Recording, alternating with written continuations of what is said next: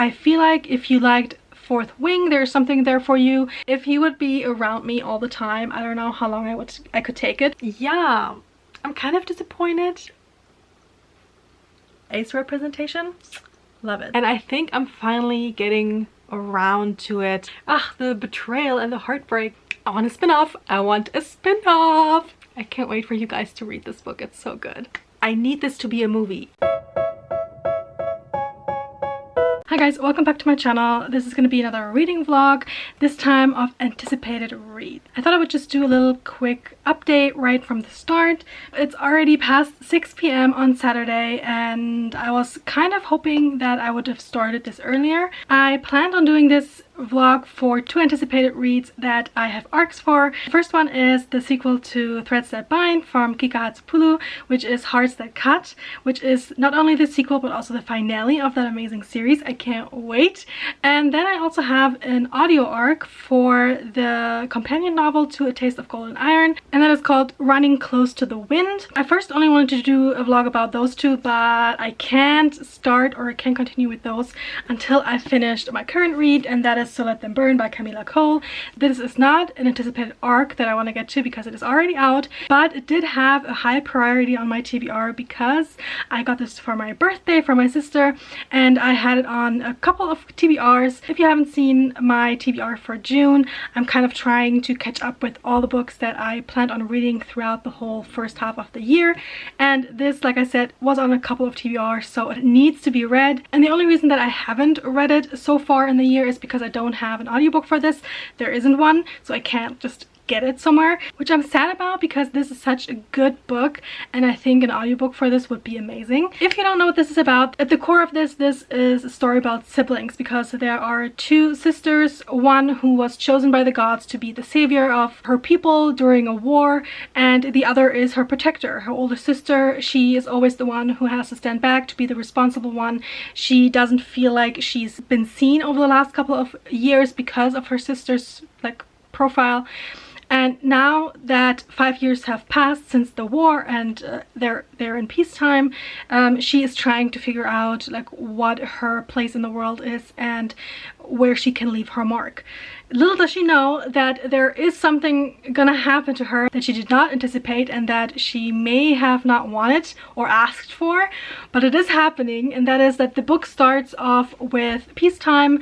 Like I said, it's been years since the war and these girls are still very young. They are only, I think, 17 and 18, so they were very young when the war happened, and now they're just trying to figure out what to do with the rest of their lives. And now there's supposed to be the peace meeting between the different realms and the different countries on this continent, and during these peace meetings they're also gonna face their old foe from before, who is the commander of the enemy state that actually uses dragons during the war times.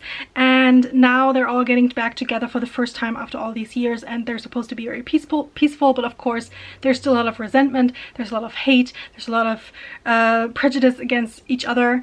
And when this peace meeting happens, and this isn't a spoiler, it's in the synopsis and it's also happening right in the beginning of the story. At this peace meeting, the sister who was always overlooked, who was just the responsible one, who thought she knew what she wanted out of life, she bonds to one of the enemy's dragons. And not only that, she immediately gets sick from something that's called the Fury, which could end her life if there's no cure for it. And right now there doesn't seem to be a cure for it. So a lot of things are happening right from the get-go. We have these different opinions of political views, of who they can trust and who is maybe a bit more sus. We have these very different magic systems, the dragons and the bond that they have with their riders, as well as the gods and the powers that they give the Empyrean child, the sister of the bonded sister. And yeah, it's amazing. It's really interesting to see where the power lies in these times, and what also the queen of their country is thinking, we can't afford a new war. So I'm almost halfway through, and I feel like if you liked Fourth Wing, there's something there for you. There hasn't been any spicy scenes or steamy scenes, because I do think this is YA, so there isn't any of that. But we do have two very different love stories. One is queer, one is not. One has very distinct enemies to lovers. One has a very like reluctant and suspicions turns to love romance. I'm really intrigued by it, and I really like the different, like I said, the different characters, the different POVs, the different ways of approaching this problem that they now have.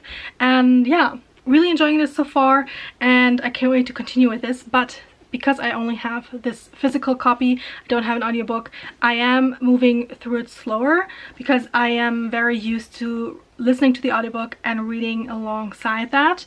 But that's okay. I am actually getting back into the habit of just reading physically. And that can come in handy because the arc that I have for Hardset Cut is only an e-arc, so I don't have an audiobook for that either because the book hasn't released yet. I am in contact with the author, and I did a read-along for the first book, which went really well. And during the read-along, we asked her some questions, and she was nice enough to answer them. And I'm gonna just sprinkle them around this vlog just for you guys to get some insights into this amazing author and her stories. And the third book that I'm reading, Running Close to the Wind, I have started yesterday. Again, the format is very different from what I'm right now used to because it has been a long time since I only listened to an audiobook. It can be very distracting to just listen to it and have nothing to look at the same time. So it is very difficult to retain all the information that you get. But just for the first read through and just to see like if I like the vibes and the character and the story, that's fine. I do plan on just reading it again once I have a physical copy for it.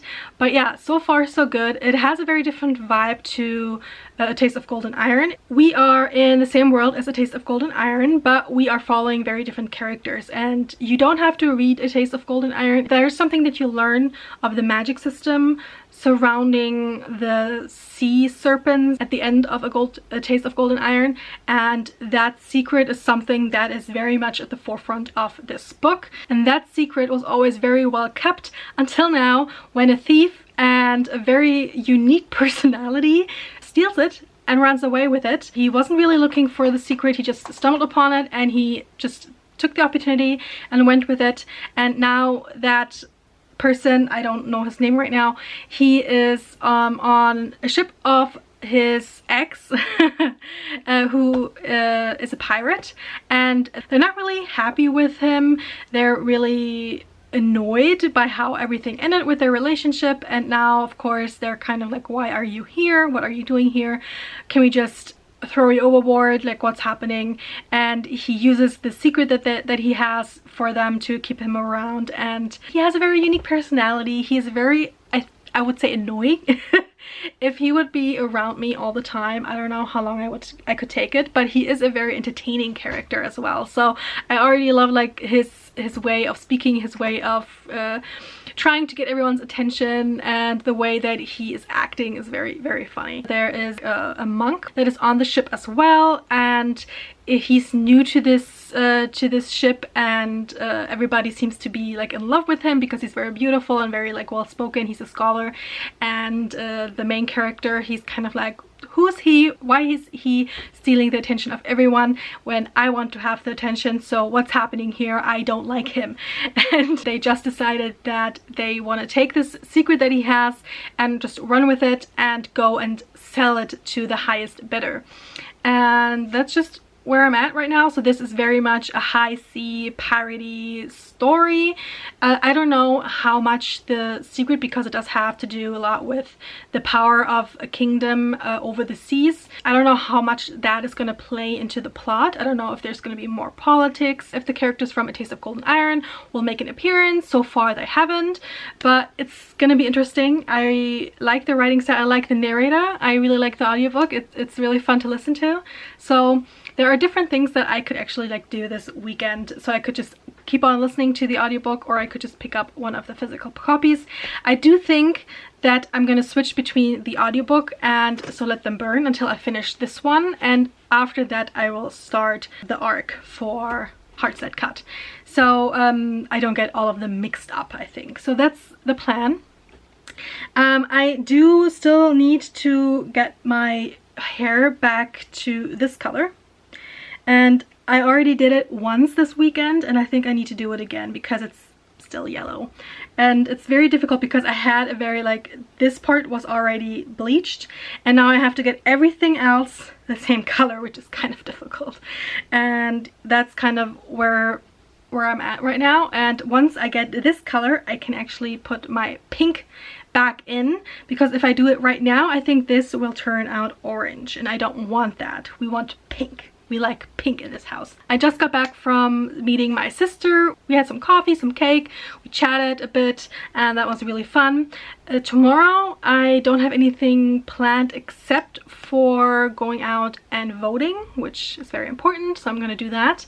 And I might just use the opportunity and go to the cafe again and just sit there and read. I just went grocery shopping, so I have a yummy food. I got sushi for tonight. Tomorrow there's also a watch along from Gavin. We're watching both of the Sister Act movies. So I'm editing a video right now from a reading vlog that is supposed to go up next week. Hopefully my computer is working as it should, because it's been kind of glitching over the last couple of days.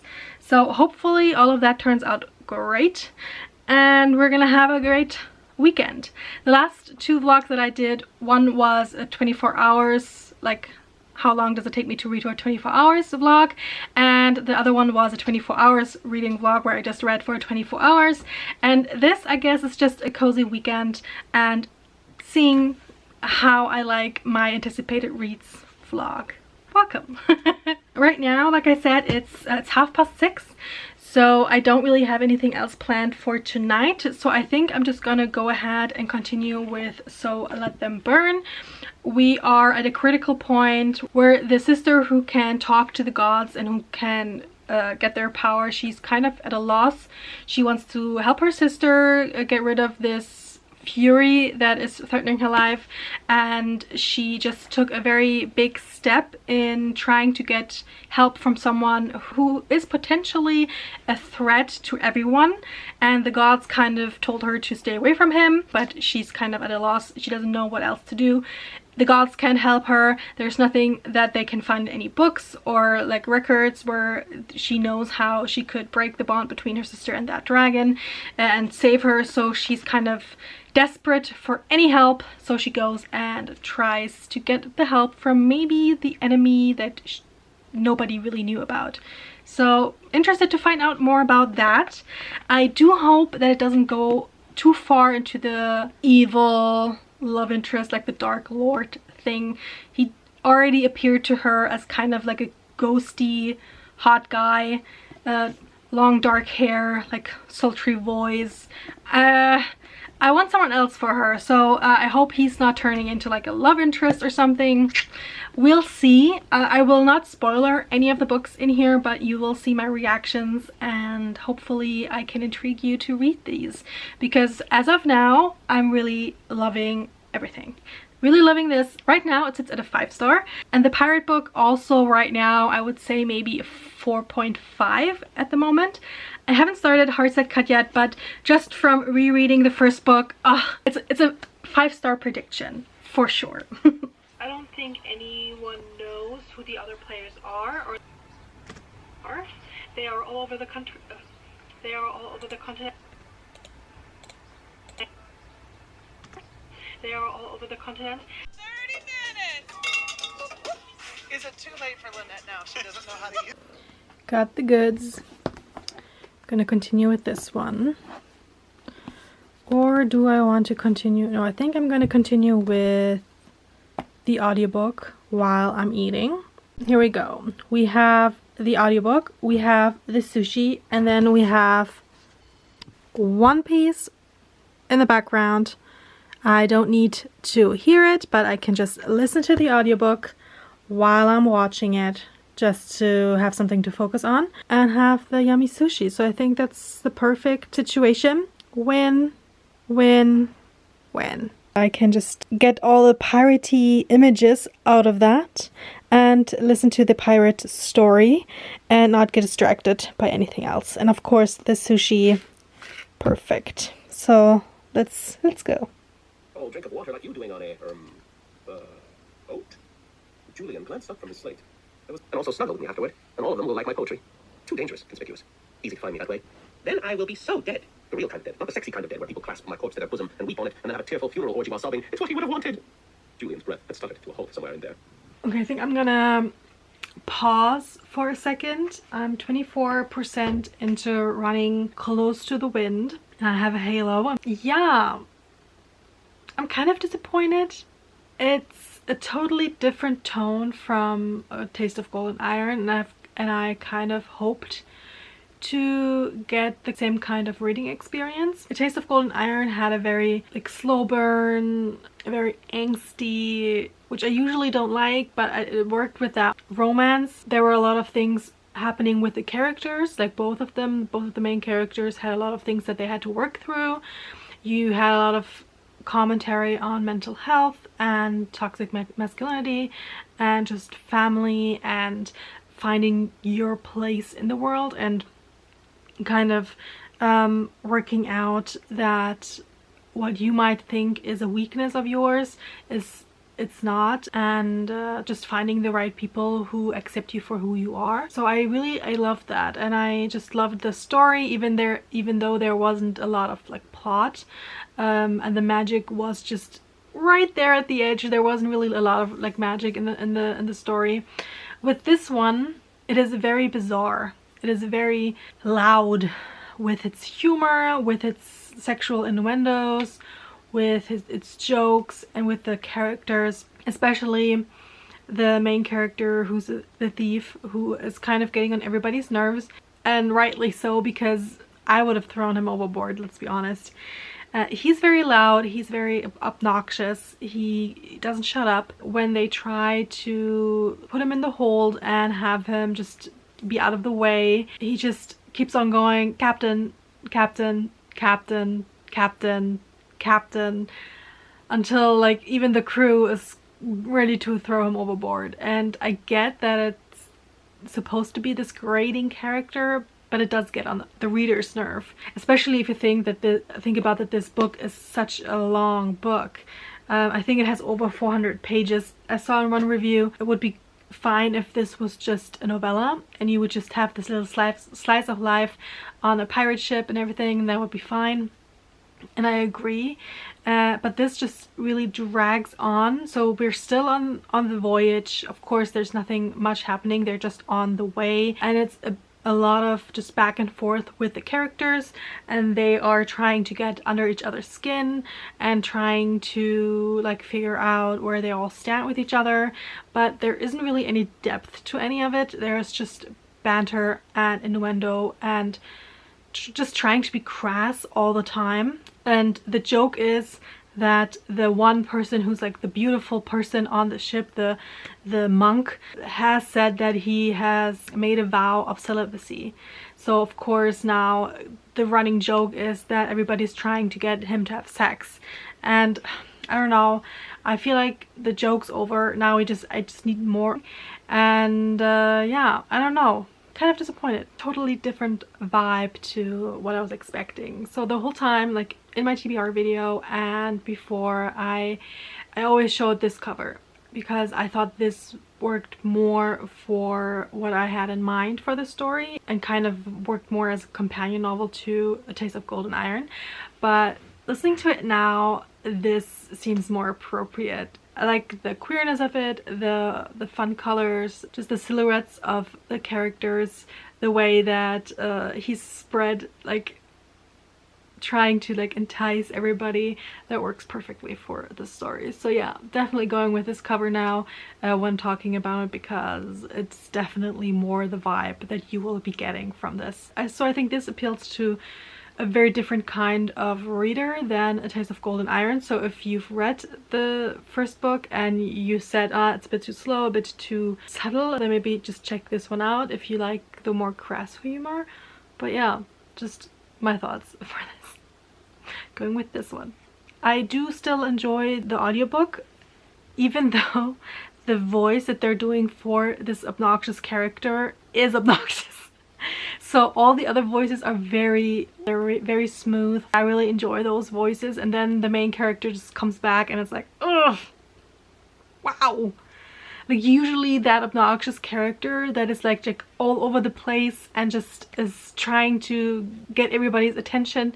They're usually the side character, like the sidekick, and usually don't have them be in the forefront of the story, and I'm not sure if I like gel with that. So I'm done with my sushi. It was really good. Like I said, I had One Piece running in the background. It was great to have that kind of visual impact of pirates.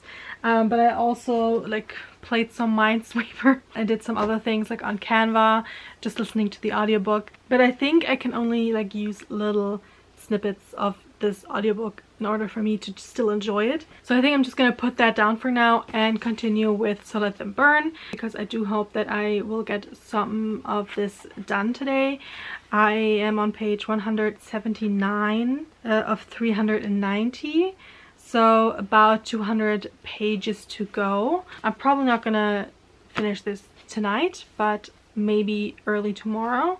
And then I can move on to Hearts That Cut. At this point, this is still a 5-star prediction. The running close to the wind, not so much anymore.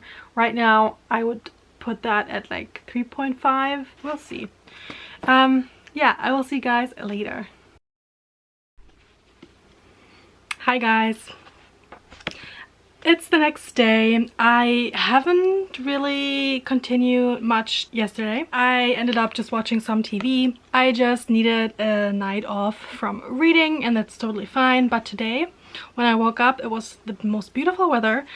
It's not anymore. It's a bit cloudy now, but before it was really sunny, and I was sitting in my bedroom like with an open window. It was really fun. My cat was like lying behind me, just warming my back, and it was a perfect moment.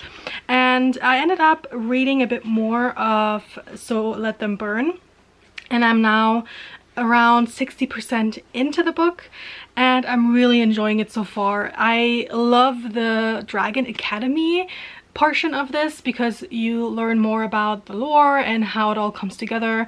The dragons in this book, they need 2 riders, so 2 riders, 1 dragon, and they all form a bond, as well as another bond that they have with their den, which are all the dragons and their riders the dragons who were born at the same time. So they kind of see each other as siblings, and thus their riders and the other dragons are their family basically, which is really well done, this kind of found family aspect, because Alara, who is the sister who is now bonded to a dragon, she of course is thrown into this new world. She doesn't really know much about it because in her home country they don't learn anything about the magic and the dragons, because it's the magic and the war machines of the enemies, and they couldn't access it, so they didn't learn about it. And now she kind of has to catch up with the knowledge and kind of needs to learn how to bond with the other dragon riders. And the dragon rider that she is bonded to as well because of the dragon, her name is Signe. And Signe is also important because her family has kind of a dynasty. She goes back to the very first dragon riders, and so there is some pressure for her to be one of the greats. And it was kind of weird that she and her dragon waited so long to get the second rider. And there was one passage where the commander, who's kind of like the evil guy in this whole thing, he's talking about why they need 2 riders, and that is because the souls of the dragon and the dragon riders are merging when they bond, and 1 soul just isn't enough. That goes back to the very first dragon rider, who is supposed to have gone mad because of all the power, and he basically took on more of the dragon persona than the dragon took on the more gentle ways of humankind. Gentle humans, right? And so it's important for 2 people to be bonded to 1 dragon to kind of balance out the draconic power behind it. A dragon's mind is so large, so alien, so vast compared to that of a single human, that rather than intertwining, 1 soul consumed the other. Instead of tempering the first dragon's instincts, he embodied more and more of the dragon's savagery. He became a tyrant instead of a hero, more monster than man. From his failure, dragons learned that they had to find 2 souls that shared the celestial material of their own, because 1 alone is too weak for a true partnership. That is why there are 2 riders for every dragon. And I really liked the way that they think that the souls are very compatible and they have kind of the same soul in order to bond with the same dragon. This is kind of in contrast to the whole belief system of enemy countries, and the dragon themselves say you humans draw the line where one country ends and another begins. We dragons don't make that distinction, and so all of that kind of goes with the whole colonialism in this one, because the beginning, like the war that started it all, like that was before even the book started, that was kind of a rebellion, a revolution in the country of Farron and Elara, and their country was conquered in the past by this great empire, and now they're their own country. It took a lot of bloodshed, but the book really shows the kind of impact that has on the whole power dynamic. And now that Elara is in this new setting, she kind of learns more and more about the way that the empire thinks of itself, and she herself like questions like the legality and the ethics behind it even more than from her home country. And it's interesting to just compare this to our world, because of course there are parallels and there is a reason for this world building, but that also makes this world feel very thought out and very well thought out. So yeah, I'm really intrigued by all of it. We are right now just in the middle part where we kind of plot on in order to get to the big climax in the end, I'm guessing, because at one hand we have is it Elara? I always want to say Elara. Elara. On the one hand we have Elara, who's kind of trying to figure out how to survive in this new environment. Of course, there are people who don't like the enemy being part of their like most sacred almost religion, and also her having not only to see that she survives, but to maybe even see that not all people that are from a different country, different background, are the enemy. There are good people there. There are people there that weren't behind the war that started it all, and that's kind of nice to see, like the distinction between these people. And then we have Farron, who on the other side is trying to find a way to save her sister and going to lengths and keeping secrets from her sister and from Reeve, who is trying to help them. Oh, that's just, you just know that it's not gonna end well with the way that she goes about it, but you kind of understand wanting to save your sibling and wanting to be the one to bring something to the table, because Reeve, who is, I don't know if I've said this before in this vlog, he is the son of the commander, so he is a traitor to his own country. The eve of the battle, he took all the information that he got from his father and went over to the enemy side, to the country of Farron and Elara, and he told them all that he knew, and that's how they ended up winning the war. Since then he has lived in the enemy's country, has always seen a lot of suspicion thrown his way, especially from Farron, but has also found like his best friend in Elara, and now that she is in danger and he can't help her because he can't go back to his own country, he is with Farron and they're kind of trying to figure it out. And Reeve is such a scholar that he is just reading all the books that he can. Love that about him. Farron herself isn't really a scholar type, so she doesn't really know how to help him with the bookish things, and the gods don't really want to help her or can't help her, and so she's kind of in a way stuck because she wants to help but she doesn't know how, and so she grabs the first person or the first being that is trying to help her, and in that way she might be condemning all of them. They have found out something very interesting about the whole lore of it and the whole plan maybe behind all of this, and I'm intrigued to see where it goes. And I haven't continued with the audiobook and I haven't started Hearts That Cut because I do want to continue with this first, and I'm hoping that I can finish this off tonight and then go on to read the other book tomorrow. Yeah. Also done with my hair. Really interested to see how it all turned out. I just posted a picture on Instagram, but also wanted to talk to you guys about it because there is such a good quote. I swear at some point I'm gonna get ready so I don't look like a mess, but here we go. I'm not gonna go into too much detail on who Farron is talking to, but it says, he placed his hand over hers, his fingers gentle all around her own. I never wanted to be the villain of the story. I only ever wanted to protect my people. And she believed him. Damn it, she believed him. Or at least she wanted to. After all, she knew better than most what it was like to have other people write your story for you. To have people who have never spoken to you decide that they knew everything about you. To have your entire life forever changed by one simple act, and to be trapped in the consequences of it. Really love it. This book is so good. I don't know why there hasn't been more hype about it, why no one is talking about it. It's beautiful and the story is amazing. Yeah, gonna go continue. Okay. Doesn't look too bad on the camera. It is a bit lighter and a bit less yellow, I think, from what it was before. In the back, it's still very much, it has like a very orange yellow tint to it. So not perfect, but I never said I'm good at this.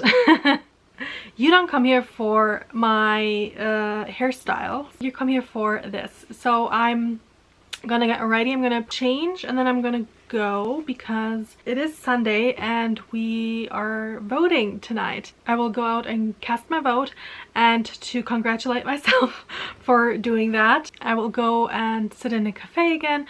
Hopefully there aren't too many people there. There might be because the place where we're casting the votes is like very near there, but hopefully not too much, that I can just sit and relax and enjoy the next couple of chapters of this book. I'm now on page 246, so I have about 140-ish pages left. So we're gonna go and get some more reading done. But first, democracy.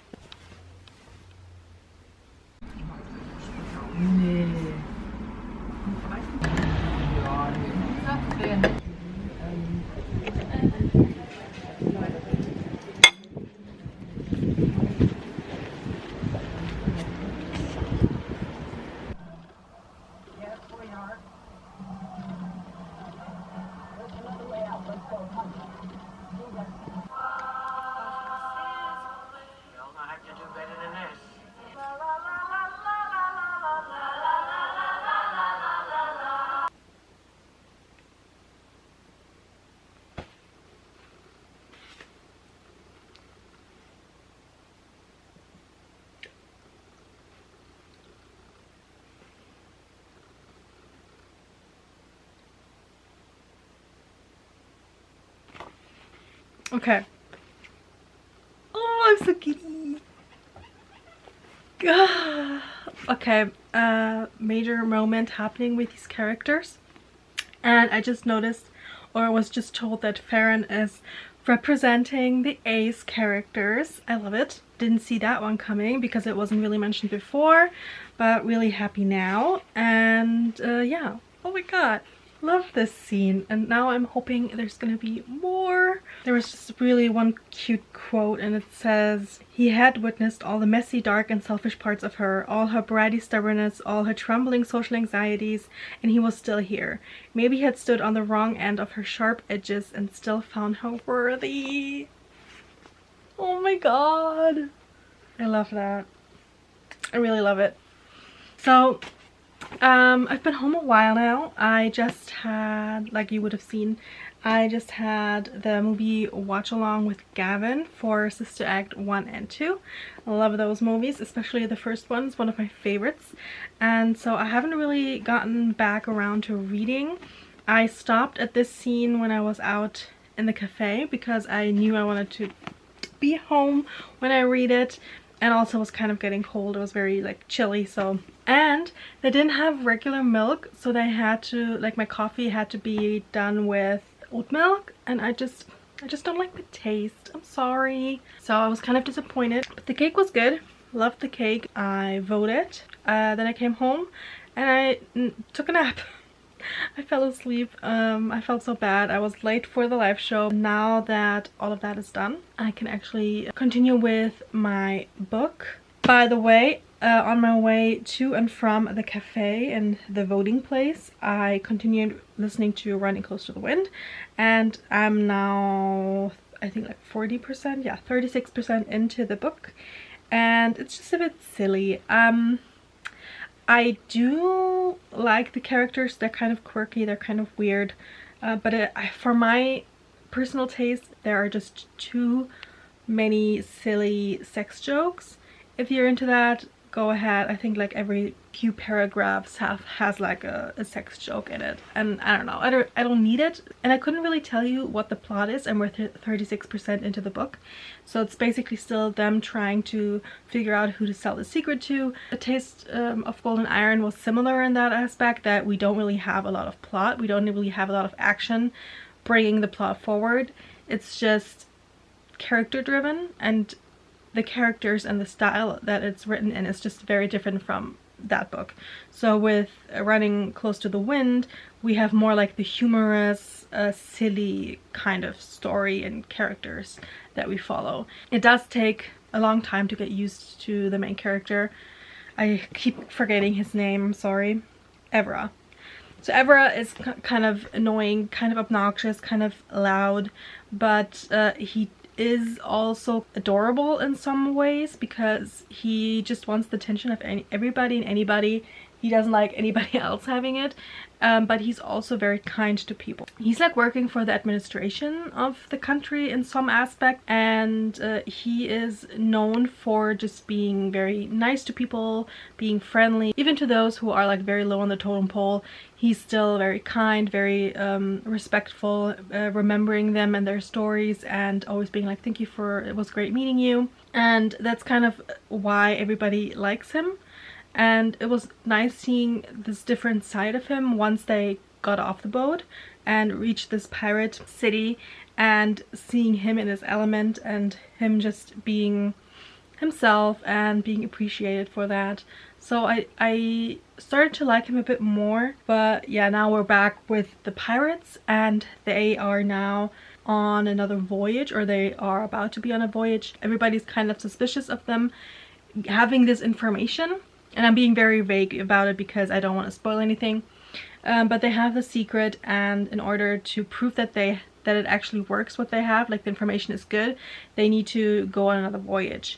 And they picked up some new passengers along the way that are supposed to be there to kind of witness this. And they're so weird. Like there's one, they're veiled from head to toe, and they're speaking through like a puppet. It's so bizarre. It's weird. Anyway, I'm hoping that in the end it all makes sense. Like A Taste of Golden Iron was a bit much as well. Like the character and the way that he was acting, in the end it made sense. Now I'm hoping that with this new novel, in the end, I'm kind of like, oh, okay, that's why he's acting the way he's acting, that's where he comes from, and it all makes sense. I will continue with that, but not right now. Right now I want to finish this off. It's late already, so we'll see if I can manage it. But like I said, this is a very cute scene, and I just want to go back into it. It's so cute. Also, ace representation, love it. Hi guys, it's the next day. I'm wearing the same thing because I'm just lounging around the house today, if you were wondering. I took some time and I slept in today because I stayed up so late to finish off So Let Them Burn by Camilla Cole. In the end, I gave this 4.5 stars. I love this book. It was so much fun. I love the whole concept of having two different magic systems and beliefs, and how they interacted with each other, and how they could maybe work together but maybe not, and just figuring out like on what kind of magic system, like where you belong. Speaking of where you belong, also like being part of a family, being part of a found family, finding your place, finding your destiny, finding out like where you can make a difference. All of that just wrapped up in a very interesting story with very lovable characters, and I am intrigued to find out what happens next. I am a bit worried about where this is going.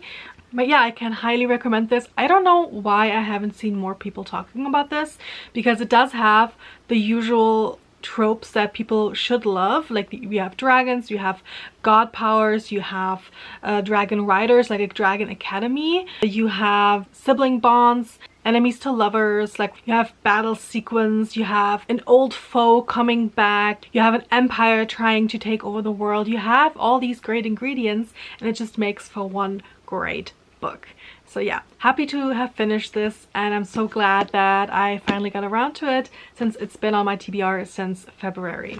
I have continued with the audiobook of Running Close to the Wind, and I think I'm finally getting around to it. I said before I was kind of disappointed and it's kind of silly, and it's still very silly, but I think now that I'm 50% in, I'm kind of getting a feel for how I should take the story, how I should adjust my expectations, not particularly lower my expectations, but just adjust, because it is such a very different type of story from what I was expecting. And again, there hasn't been too much plot, but there has been some development of the characters and how they interact with each other. I think there might be like a throuple happening, so like a polyamorous relationship. I'm really intrigued to see how that goes, because there was a scene where one of them was kind of at their wits' end and trying to just get their bearings back, and the other two, it was really nice to see like how they complemented each other, like their characters and the way they interacted with each other, not only as a threesome, but also how each of them would interact with one or the other of the triangle, if you would say that. So it's just interesting to see how they can maybe balance each other out and what they need from a relationship. So it will be really great to see where that goes. So I'm kind of into it now, and it does have very humorous moments, and if you like just take the time and you have to chuckle a lot of the time, because there is a lot of like situational humor in it. I could do with less of the sexual humor. It's just not for me. I don't particularly need that, but I do like the situational humor and just the way that the humor works between the different characters. So I'm getting around to it. I think at this point it's still a 3.5 star, but I'm really having fun just listening to it. And then I started the sequel to Threads That Bind, Hearts That Cut. I'm already in love with it again. You just go in and you just have fun. It starts off with a bang. You follow the same characters as book one. If you don't know what Threads That Bind is about, it's a fantasy mystery novel about a world that has a very dystopian setting. You have a city that is kind of drowning, so there are floods all the time, and people have kind of adjusted to living like that, but you do have this damp atmosphere all the time. And then you have a young woman who is called Io. So her and her sisters are descendants of the Greek fates, meaning that they can see threads that connect people with what they love and and also connect them with their life, and if they want, they can manipulate those threads, or they can, in Io's case, they can actually cut it and not only like remove the love that people have for certain things, people and places, she can also cut the live thread of someone and kill them, basically. So a lot of power in that. And you have other descendants of gods throughout the city. In the first book you particularly have the descendants of Greek gods, but going into book two I see that there are other gods that have descendants as well. So you kind of have every religion that you have around the world that we know, they have descendants in this world. And Ion's using that power to do her job as a private investigator, and one time she stumbles upon a murder happening right in front of her, and she notices that the live thread of the murderer is actually cut, which means they should be dead, but they're not. They're going around killing people, and so she's kind of sucked into this whole mystery of what's happening, what are those wraiths, that's what she calls them. And helping her with her investigation is actually someone that she thought she wouldn't get close to in her life, because it's her fate thread, which means that she's destined to have a very unique relationship with this person, like fated lovers, maybe a fated friendship, anything that is very special and potentially something very big in her life.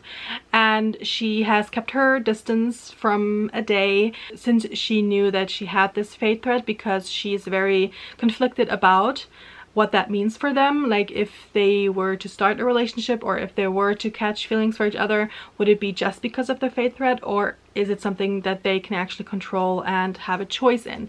So I really love that aspect of it and that discussion about it.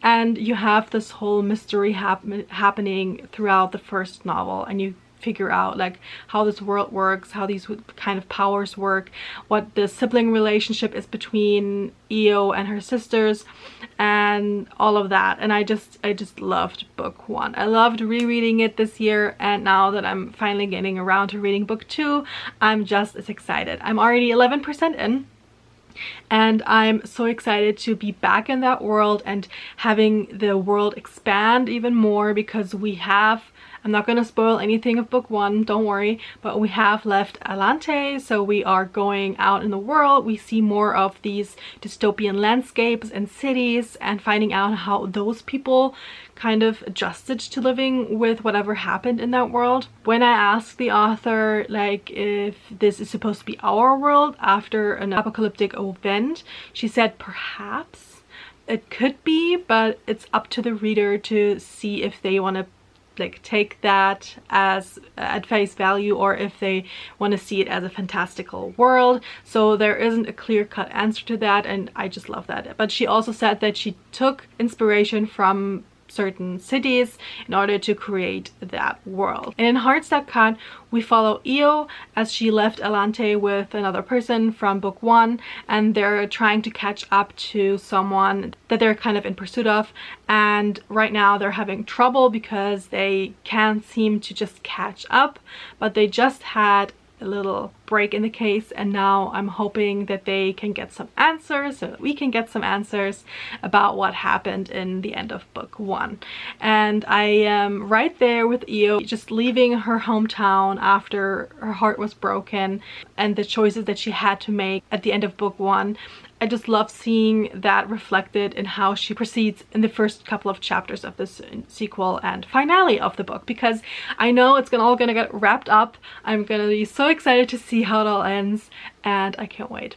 I have taken some time to just do some other things around the house. So it's already 3:30 here right now, and I'm kind of hungry, so I think I'm gonna make a late lunch, and then I think I want to do some more housework right now, because I have been kind of ignoring it over the last couple of days, and then we'll see what else I get to do today. I should really get my May wrap-up filmed.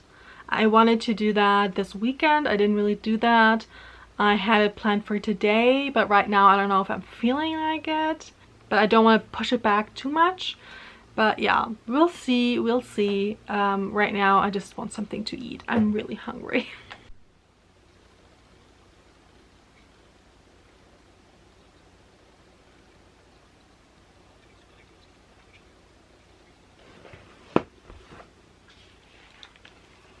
Ooh. Okay, so I just finished Running Close to the Wind. I'm giving it 3.5 stars. I don't think I have too much to add to what I said before. There was most notably a cake competition happening in the second half, or in the later half of the book, that is very weird, very fun, and yeah, you just don't have to take it too seriously. It's just what I have to say about it. I do really love how the polyamorous relationship between these three people is portrayed. The audiobook is really good, even though I still think that Avra is very obnoxious as like a person, and the way that he's narrated. So it would be interesting to see if I would just read it with my eyeballs, if I would feel differently, because he is a very, very annoying person. So if you liked the no plot, character driven aspect of A Taste of Golden Iron, then maybe check this out. If you like humorous banter back and forth without any really high stakes, go for it. If you do want high stakes, political, action-packed fantasy, like high fantasy, maybe not. If you have a problem with like dirty talk or like innuendos, don't read this. It's not that there are sex scenes in this. I don't think there are explicit scenes. They're just talking about that they were having sex. I don't think it's on the page, now that I think about it, but they are alluding to it a lot of the times, and a lot of the jokes have like a sexual punchline. So yeah, if that's not something that you like, maybe don't check this out. But other than that, I had a lot of fun. I managed to get some decluttering done. I managed to get some cleaning up in the kitchen done. I managed to hang up some laundry and I made dinner. So all in all, a very productive afternoon, if I do say so myself. And now I think I'm gonna take a bit of time to continue with Hearts That Cut. I am very intrigued to go back into the story now that I have all the other books that I meant to read for this vlog done, and now I can just fall into this and find out what's happening in that world. So yay. I only have to go into work tomorrow afternoon, so I do have potentially a couple of hours to read tomorrow, and I do really want to get this book read, and I'm hoping that I can just fly through it like I did with the first book. So I will update you guys later. I'm only like 3 chapters in and I already have so many things annotated and so many quotes that I marked. Someone tells Io that she needs to go back to where she came from and live out the rest of her days happy and free. In her mind she goes, I can't, because of all these things that she did in the past before she left. The past was a disappointment, a disaster, a rotting corpse best left behind, and Io had no intention of ever returning to it. And then we have her interacting with twins. One of them can see the paths already taken by someone and the paths that they will take in the future. Literally the paths. What do you want first, past or future? Well, that was a loaded question. If she was really being honest with herself, Io wanted neither. The past was laden with rejections and betrayals, and the future didn't look too bright either. But this wasn't about her and the running joke that was her life, so she squared her jaw and said, past. I just love this writing style of Kika Hatsupuro. It's just so much fun and so much self-deprecating humor on Io's part, and that's kind of sad but actually kind of funny the way that she goes about it. And also I thought it was really interesting to see or to learn more about how her powers work and also the limitations of it, because in order to cut other people's thread she has to sacrifice one of her own. We have seen her do that in the first book as well, and now that she's on the run she has to actually do that again and sacrifice even more of the things, like the connections that she has to things that she loves. And it's interesting because it says it's impossible to find new things to love and new connections to form while on the run. So her threads, or her thread count that she actually has, she used to be like a hoarder, her sisters say. So she used to have so many things that she's connected to, that she loves, and they are like continuously cut down during this journey that they're taking. And I'm interested to see like how that affects her, because a lot of what makes us us is the things and the people and the memories that we love, and they kind of shape us. So if she continues to cut those in order to advance on her journey, what will that do to her? So really interesting concept in my opinion. One of the twins, he asks her to cut one of his. He wants to let go of something from his past and he can't, but he asks her to cut that in order to pay for his service.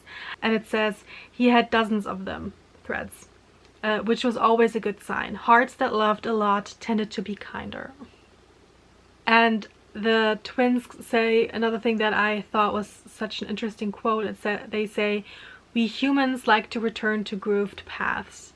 And Io then goes that it's true, because she herself always goes back to things that she knew that she did in the past that she may not want to return to, or things and actions that she didn't want to return to, but she does anyway because it's easier. It's something that we know.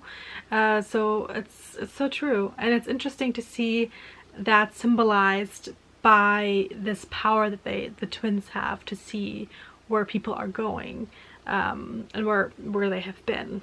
And that's kind of where I'm at right now. So I'm already in love with the symbolism and the potential for these characters to kind of crumble down and be hurt by this storyline. And I can't wait to see if we only follow Io and her companion, or if we actually go back with another character, another POV. She left some people behind and we don't know their fate yet, and it's gonna be interesting. And of course I want to know if Io and Ade, what happens to them. There has been some like things happening in the end of book 1, and of course Ade is her fate thread, so there are still some things that they need to work out about that, and just with her sisters and everything, and the betrayal and the heartbreak and everything that happened in the end of book 1. I'm just like, ugh, I really want to know. So let me just stop talking and go back and find out more, and I will tell you more about it later. It has just started to rain, which is such a nice atmosphere to read in, but at the same time I was like, oh, for the first time they're in a place where it's hot and there isn't like a flooding or anything, so it was really warm and hot and there was sun in the air. And then the next page, it started to rain, and the rain is acid, and now they have like this skin blistering and everything. Now, like, thank God it's not as dystopian as it is in this novel, but yeah. The sound of the rain is now a totally different vibe. Before we had them on the road some more, and they were trying to escape the flood that happens every night, and for that they have these structures and towers where people can rest and escape the flood for the night. And it was a very, very interesting scene just to see people taking care of each other. And they have the saying, no one left behind, and it's kind of their way of acknowledging that they need each other to survive in the wild, or in the wastelands, I think it's called. It's such an important scene in between, because you have so much action, you have so much like conspiracy and revolution and death and betrayal in this series, and just to have these little slow, quiet moments where you just see people, being human, being nice to each other, being kind. There is an attack of this creature, and instead of saving their own skin, they just all work together in order to save everyone. And it was such a different vibe to everything else that we've seen so far, because this is a very dystopian world, so a lot of the times you have everybody just looking out for numero uno. So that was a very interesting way of getting to know not only the way that they managed to survive the night and the way that this kind of traveling takes place, but also to see the way people interact with each other. So now they're in another town, like I said, with the acid rain, and something happened where we don't know yet what the consequence is, but at the same time I'm like, they saw that the person that they were following, she's a cutter too. She not only attacked Io and cut one of her threads, she also gathered up threads of a victim and cut all of them at once. And just like reading about it just made me like tear up a little bit, because I can only imagine that that's not a good thing. And yeah, oh my god. Also, talking about threads, I said before that I kind of want to know more about what is going on with Io and Ade, and we learned that the fate thread is actually not glowing as much as it used to. It used to be this beacon, and it used to be the brightest thread, meaning that there is like a future for them, and that they're both of their feelings are the same and growing. And he said before that he would find her wherever she is, and now it seems that he hasn't moved. She can just see like where the thread is leading, and he hasn't moved closer or anything, and the thread seems to be fraying.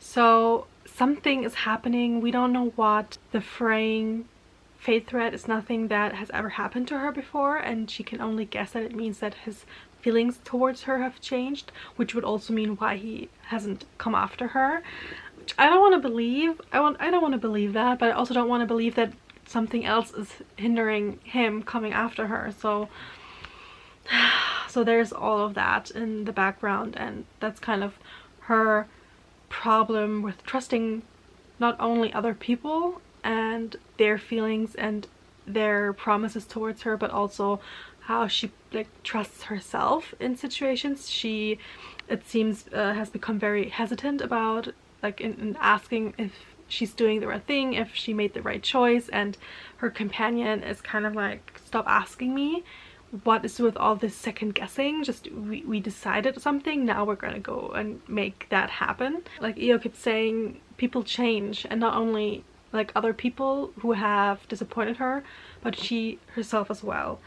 And this is just such a journey for her, and I just hope that she finds all the happiness.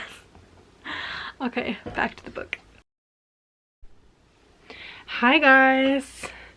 It's the next morning. Well, it's midday already. By the way, I'm really sorry that you always see me sitting right here. I think that's gonna be like the whole vlog, me sitting here explaining books to you, but that's fine. I have an hour before I have to be at work, so I thought I would update you guys. I have not yet finished Hardstack Cut. I'm at the 75% mark, and I love it so much. I'm flying through this. I have stayed up later than I should have yesterday just to continue on, and I got to, I think, the 50% mark, and then I went to sleep, and now, like I said, I'm at 75. I'm flying through this. This is such a fun adventure again. We have as much of the action-packed scenes and the mystery and trying to figure out who's behind everything, but we also have these quiet moments, these character-driven moments, these contemplations about guilt and if you can give people second chances, and just knowing when enough is enough and if change is good or bad. And oh, yeah, I just love it. And there were so many moments that I bookmarked, and I'm like, oh. And there's this chapter, Let Me Choose You, and it's like, oh yes.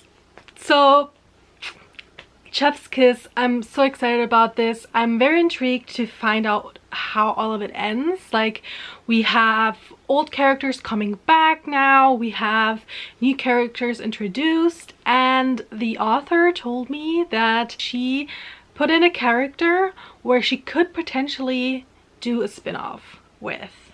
And she's kind of like, I wonder if people know who it is. And I'm like looking at everyone, I'm like, I want a spin-off. I want a spin-off. Who could it be? There are so many options. All of them are great. Like with every new character, I'm like, ooh, I love them. Hope there's a spin-off. So potentially all of them. And yeah, we're now back to kind of the beginning of the whole story with Io putting her detective skills to use, and everybody is like kind of doing like a heist thing where they're trying to get into a certain meeting, and they are not allowed to be there, so everybody has to kind of work together in order to get there. And I love it. I love it so much.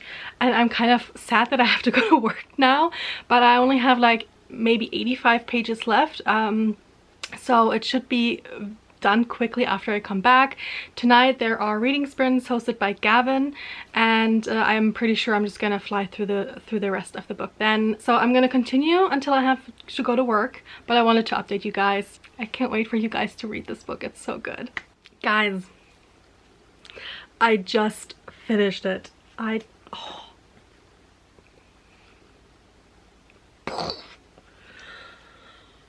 Wow.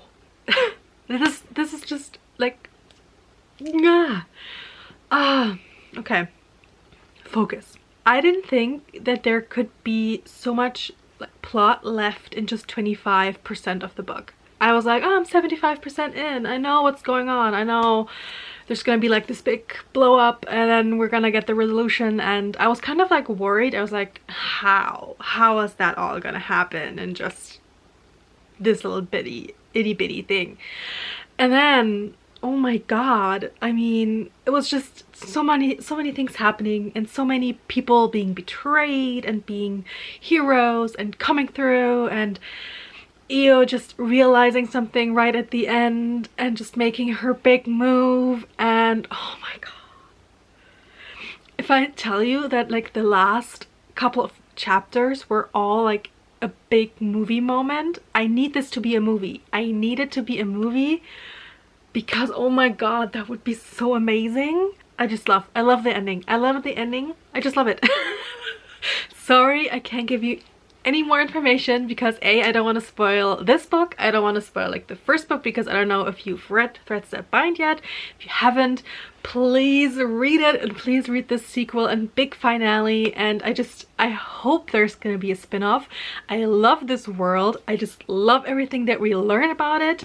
The sequel is so much bigger than just the first book and it still feels very cohesive. There's such a big like discussion about change and do we want it and do we need it and what does it mean to like make boundaries between people who we want to give our love to. Like it's beautiful. It's beautiful. It all comes together in the end, like all the different plot points, all the different discussions that we have throughout these novels. It's just a beautiful conclusion to this series. I love the mind of Kika Hatsupuro, like the way that she's writing this story, the way that she's just putting everything together. I had hoped that there would be a bit more of the love story in it because we get a lot of Ade and Io and they're so cute and there's like there's this chapter that says let me choose you and then there's another one where he says something to her and